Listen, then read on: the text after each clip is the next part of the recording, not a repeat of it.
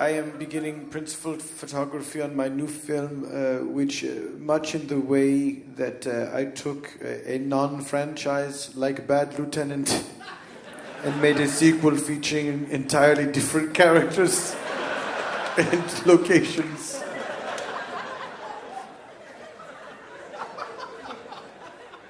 My new film begins in Boston and then heads west. It is called Good Will Hunting, Port of Call, Los Angeles. You will recall at the end of the film, Good Will Hunting, the title character, his slovenly friends who are laborers who yearn for the release of death.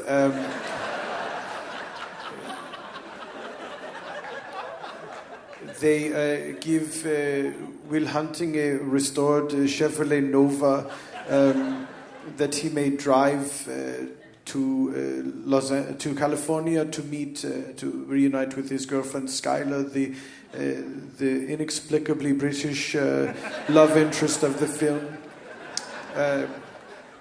Do you think that they should have had a conversation in that film, like at least just one conversation about, you're from Britain, right? Yeah, it would have helped. So his friends, Chicky and the others who are trying to drown themselves in alcohol so as to forget the misery of their lives, they present their one smart friend with this car with the idea that the very act of his driving away from them will give them hope for a future where one of them could escape. Of course, this is nonsense, and by the time Will Hunting, the genius janitor, reaches Los Angeles,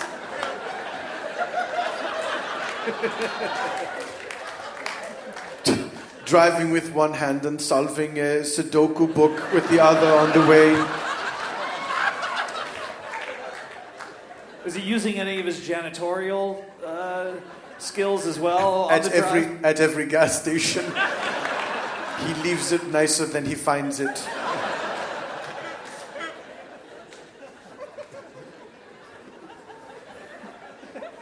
Will Robin Williams be appearing in the sequel as well? I don't want to spoil too much, but yes, he will. He is the first person to be murdered by Will Hunting. Wait. What is the problem? I'm telling you the plot of Good Will Hunting, Port of Call, Los Angeles. Hold on one Hold second. the roll. You're fond of saying that, but this is like a hold the roll, but in industry a podcast. talk. Can you imagine in life using the expression hold the roll? I've just done so.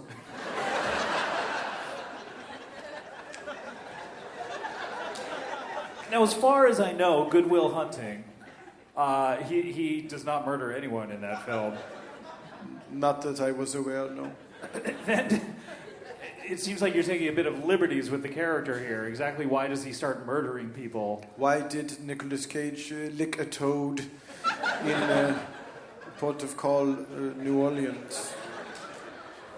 I've never seen What did that have to do with Harvey Keitel crying and masturbating after pulling over two women at a stoplight? This is where it gets interesting. Will Hunting arrives in Los Angeles and sees a billboard with the face of Robin Williams, whom he has believed to be his therapist. And he is very confused. This man, he has helped me combat my problems, understand that my life could be better. I am not to be blamed for the cruel abuse that I suffered as a child. Why is he on this billboard holding light bulbs up to his face?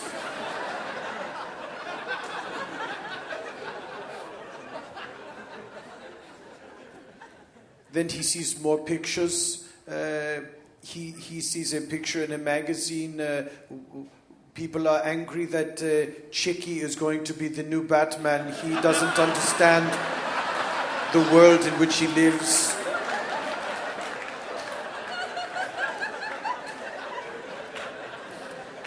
Eventually, Will Hunting driving around town trying to make sense of the world he sees at an expensive sidewalk cafe. He sees the actor Matt Damon and completely loses all grasp on reality.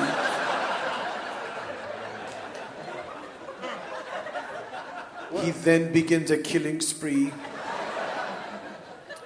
ending the life of every actor in Hollywood. Even the ones who are not in Good Will Hunting. Yes. Does he ever track down Minnie Driver? He never finds her again. She deserves more work. She's pretty good. Perhaps that is why she has been spared the wrath of Good Will Hunting. How does he murder these people? Is it the same way every time, or he probably changes it up like Final Destination? It's a variety of imaginative methods. One person, he literally math problems to death. He writes a complex equation on a chalkboard, and I thought he would put down a belt, a wrench, and a broomstick and let them decide how they wanted to do it. Like, it seemed more fitting. Do you mind if I steal that from you? Go for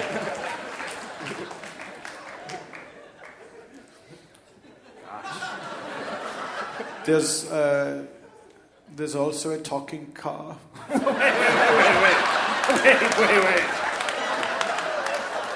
Wait, hold, back up. I meant to announce this at Comic-Con yesterday. How does a talking car fit into this? I mean, I can't conceive of any universe where it's in his fugue state, Will Hunting believes his refurbished Chevrolet Nova is speaking to him, telling him to kill people. Is it actually talking, or this is just all in his mind? That is for the viewer to decide, but the car will be voiced by Jeremy Piven.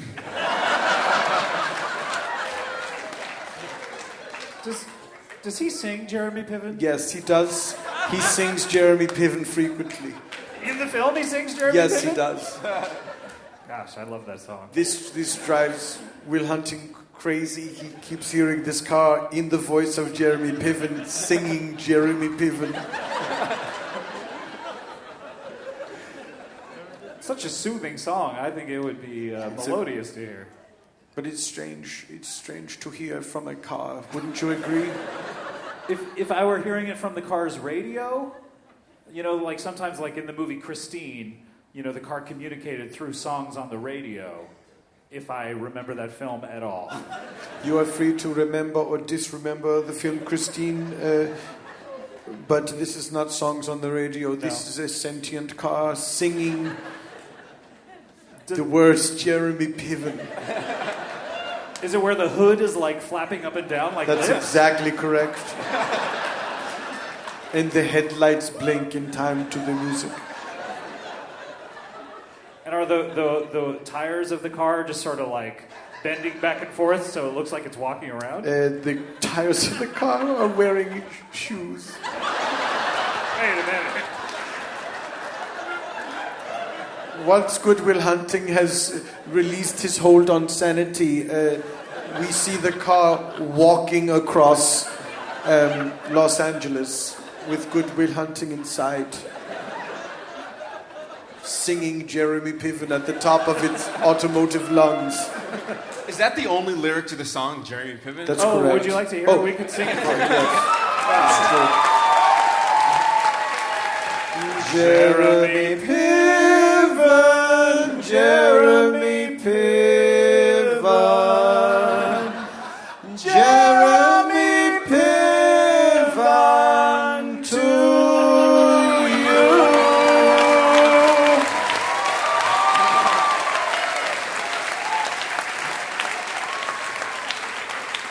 It's a good song. Yes, as you have noticed, there were 2 additional words at the end.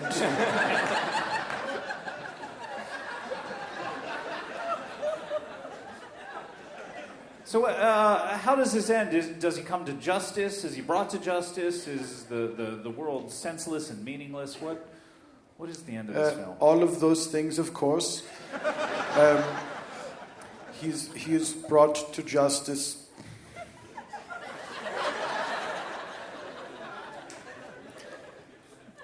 He is brought to justice by all of the actors who have ever played Superman.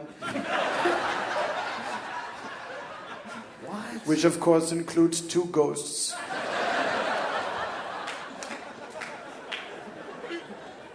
You have George Reeves. Yes. Christopher Reeves. Incorrect. And then flash forward to that one dude, Brandon Routh. Yeah. You missed one already. Smallville. Oh, Dean Kane. Cain. That's Lois and Clark. Yeah. So, who's the Smallville dude? Tom Welling. Tom Welling. And then Henry Cavill bringing up the rear. Then Brandon Routh. Who's that? We do not count voice actors. They are merely people who read well.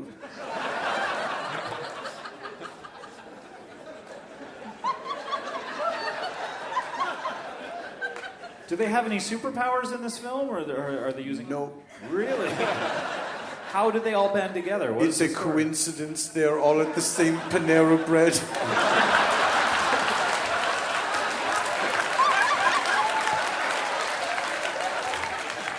All of them separately have taken it upon themselves to investigate this Panera Bread that is said to be haunted by 2 colorful ghosts.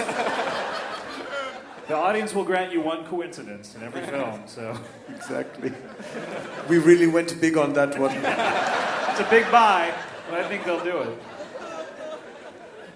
Gosh, wow. Werner, this sounds like a dynamite film. It's going to be pretty good. How long is this film? It seems like... It most likely will clock in at a week. How long? A week. It occurs in real... Wait, how many weeks? 1 full human week. So when people have seen it, they'll say to themselves... It's been 1 week since we started watching this film. Okay. I got it now. The film will be shot in real time, and we will... In deference to the audience, we will be joining Good Will Hunting halfway through his cross-country trip. So it takes him about 3 days to get there. Yes. Then we really get into the story. Is this the longest film ever made? I hope so. Don't you think you should investigate whether it is before you start, or does that not matter to you? I cannot imagine anyone else would have the desire to do it, but because it is a thing that should not be done, that makes me want to do it like crazy. Wow, indeed. Wes, any questions for Werner here? I mean, Please, I am an open book to you, Wes. You say in real time, will this also be done in 1 take? Or Yes, that's correct. It will all be one continuous shot.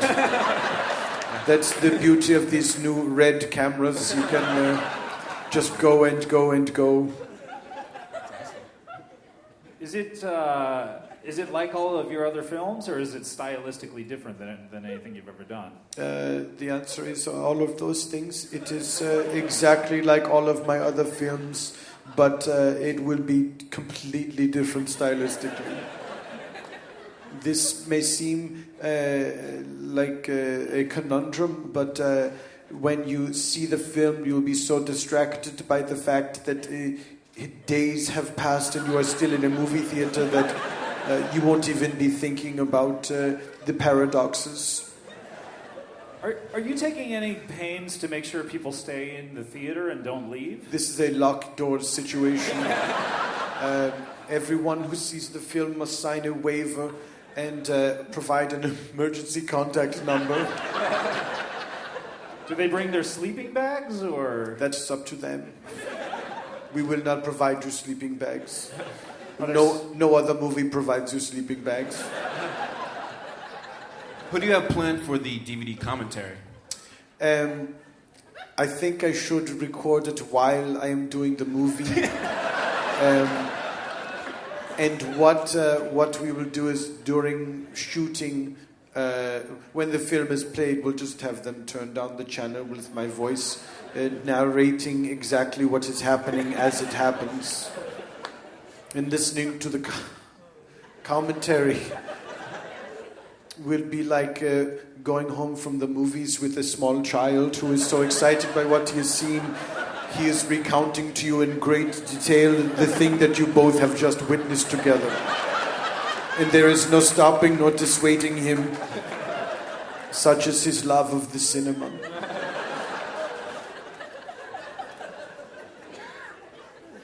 My goodness, Werner, this is an ambitious project. It is a mistake for me to do, and that is why I am so thrilled to be doing it. No one should do this. It is a terrible idea, and I cannot wait to get started. I love the fact that it starts halfway through his trip from Boston to California, yet you're starting here in Boston. And that's the reason you've come here to Boston. I've come here to Boston to take a single photograph of Will Hunting getting into the Chevy Nova as his working class friends look on with hope, envy, and despair. I've reunited the original cast for this photograph. Will you use the photograph at all for the film? No, it will never be seen. It's just reference for me. Sometimes I forget who the characters are, who the actors are. I just see them as these just lumps of meat and bones who don't realize the despair that they are walking through and the bleakness that is all around them. So it's good to have a photo with names written on it. Does Good Will Hunting, does he ever get his famous catchphrase? Does he ever use that in one of his kills? Indeed he does. Oh man, I can't wait to hear this. What's the scene? This scene is...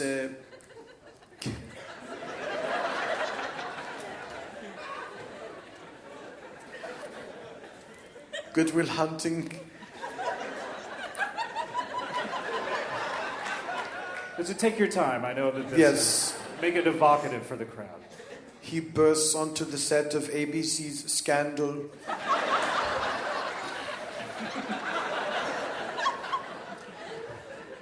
Does everyone think he's Matt Damon at first, or...? No, the news has already gotten out that Matt Damon has been eviscerated by Good Will Hunting. But the show, as they say, must go on. Good Will Hunting bursts onto the set of ABC's Scandal. The first actor he espies is Joshua Malina, who plays David Rosen on the hit series Scandal. Ex of the West Wing. I beg your pardon? He used to be on the West Wing, Joshua Malina. Did you say exit the West Wing? Ex of the West Wing. I don't know if that's a phrase, but I use it. It isn't. I think that's why it caught my ear as something that human beings do not say. They could. You have to admit that. Well, one has, and I would say in terms of the basic function of human speech, which is communication, not so great. Fair enough.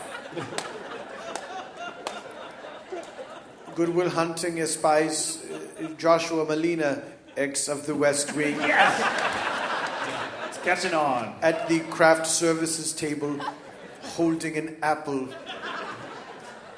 Good Will Hunting walks up to him and says, "Do you like apples?"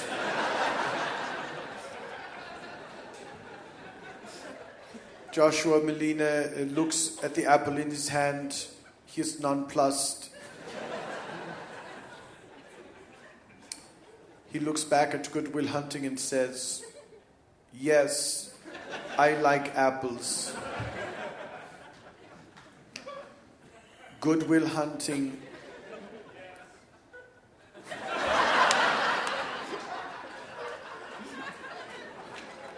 Good Will Hunting picks up a plastic spork and with a series of incredibly fast and accurate jabs to the throat decapitates Joshua Malina. He picks the actor's severed head up by his hair, forces the skull's eyes open, and then says to it, "How do you like them apples?" Wow.